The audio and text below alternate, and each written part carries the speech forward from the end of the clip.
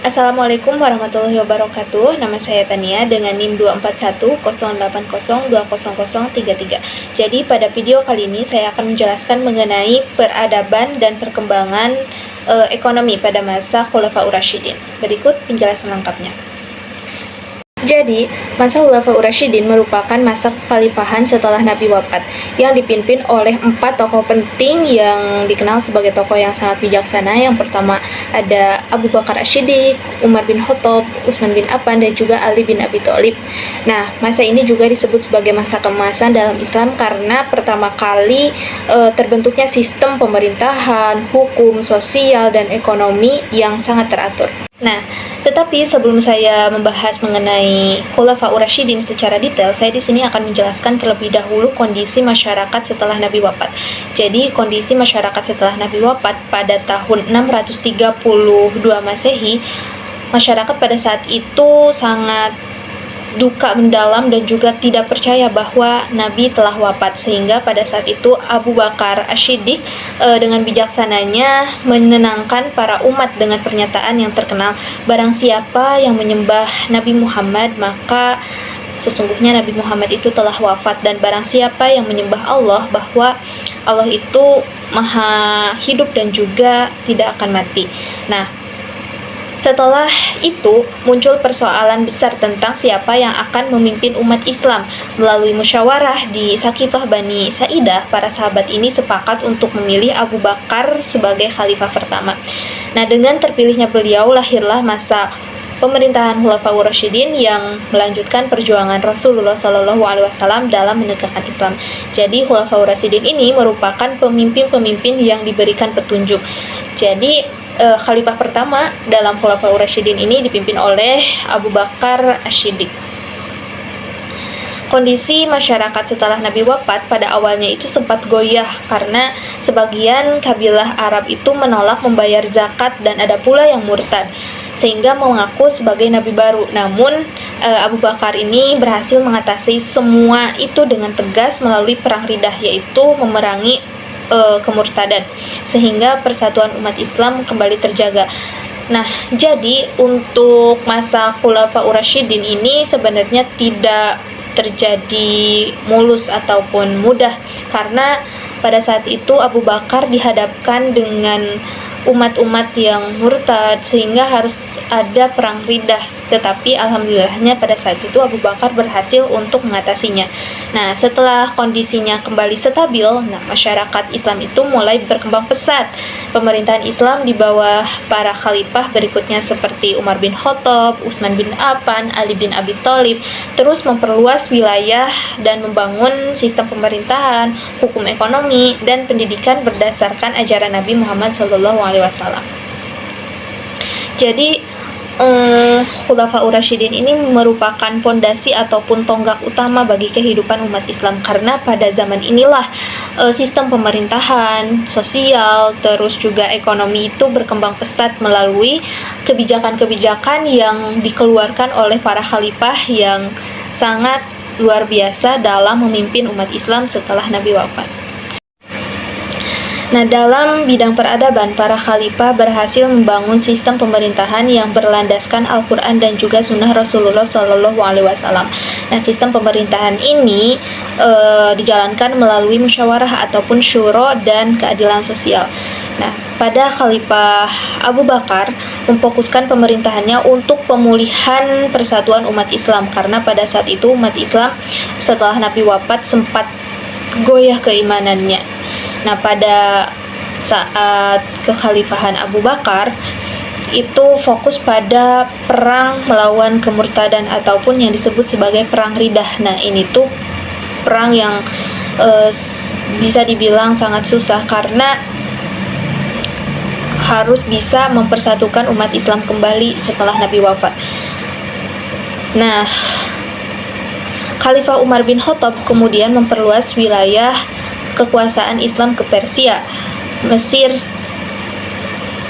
Syam, dan juga Irak, serta membentuk sistem administrasi pemerintahan seperti pencatatan keuangan ataupun diwan.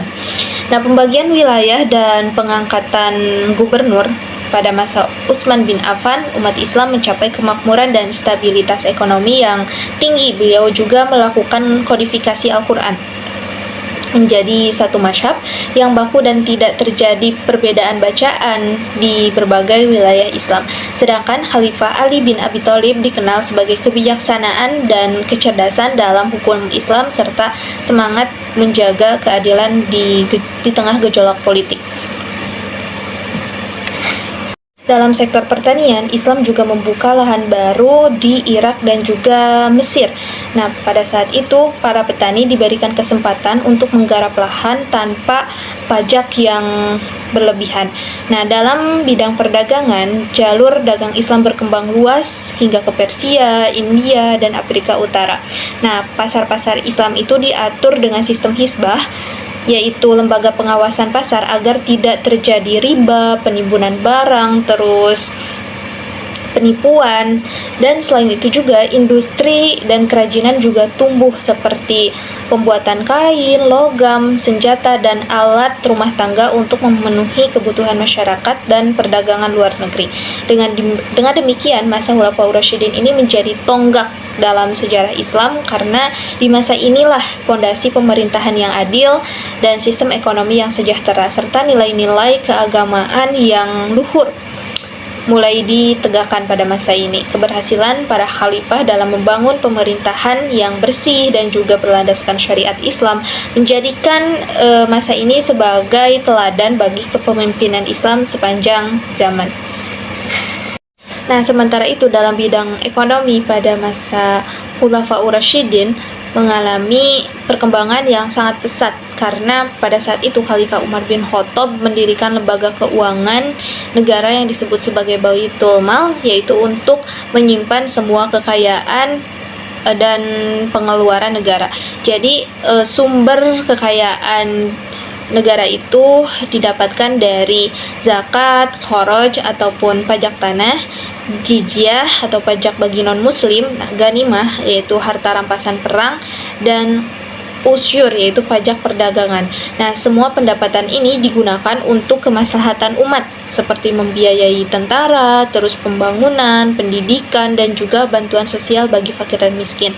Jadi pada saat Khulafaur Rasyidin ini untuk pengelolaan ekonominya bisa dibilang sangat bijak dan juga bisa dibilang sebagai temuan baru dengan mengumpulkan seluruh harta kekayaan, terus nantinya dibagikan untuk kemaslahatan. Yang selanjutnya yaitu perkembangan di bidang agama dan juga keilmuan. Jadi selain berkembang di bidang ekonomi, pada masa Khulafaur Rasyidin juga berkembang pesat dalam bidang keilmuan dan agama.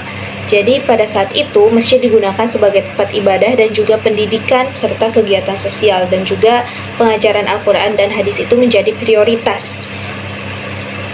Banyak sahabat yang menjadi guru dan ulama pada saat itu sehingga menyebarkan agamanya semakin luas hingga ke daerah Mesir, Irak, dan juga Syam. Dan pada saat itu Utsman bin Affan melakukan kodifikasi Al-Quran menjadi satu mushaf sehingga kemudian disebarkan ke seluruh wilayah Islam. Untuk yang selanjutnya yaitu di bidang hukum dan keadilan. Jadi di bidang hukum dan keadilan ditegakkan secara menyeluruh. Para khalifah menunjuk qadi ataupun hakim untuk menyelesaikan perkara sesuai Al-Quran dan juga Sunnah. Nah, Abu Bakar dan Umar bin Khattab ini dikenal sangat tegas dan menegakkan keadilan, dan Umar juga membentuk sistem peradilan yang memisahkan antara kekuasaan eksekutif dan yudikatif. Nah, semua warga negara muslim maupun non-muslim mendapat perlakuan adil di bawah hukum Islam. Untuk yang selanjutnya yaitu bidang militer dan ekspansi Islam. Jadi pada masa ini wilayah Islam itu berkembang sangat luas, di mana di masa Umar bin Khattab Islam itu meluas hingga Persia, Mesir, Syam, dan juga Palestina. Di masa Utsman bin Affan kekuasaan Islam itu mencapai wilayah Afrika Utara dan Asia Tengah.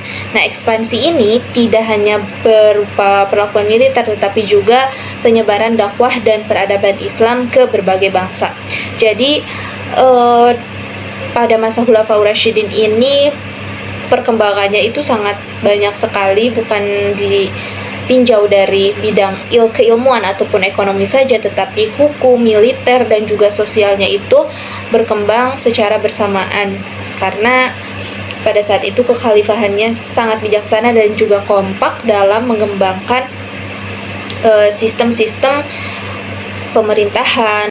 Nah, selain yang disebutkan tadi, pada masa Khulafaur Rasyidin juga terdapat seni arsitektur yang dikembangkan oleh Umar bin Khattab, yang dimana pada saat itu Umar bin Khattab menggantikan gedung-gedung lama menjadi gedung-gedung baru yang bernuansa Romawi, yang dijiwai oleh seni Islami. Jadi gedung-gedungnya itu diperbarui menjadi lebih estetik dengan ukiran-ukiran bernuansa Islami gitu. Mungkin demikian penjelasan mengenai Khulafaur Rasyidin, terus kondisi umat Islam setelah Nabi wafat, dan juga kondisi ekonomi pada masa Khulafaur Rasyidin. Kurang lebihnya mohon maaf. Wassalamualaikum warahmatullahi wabarakatuh.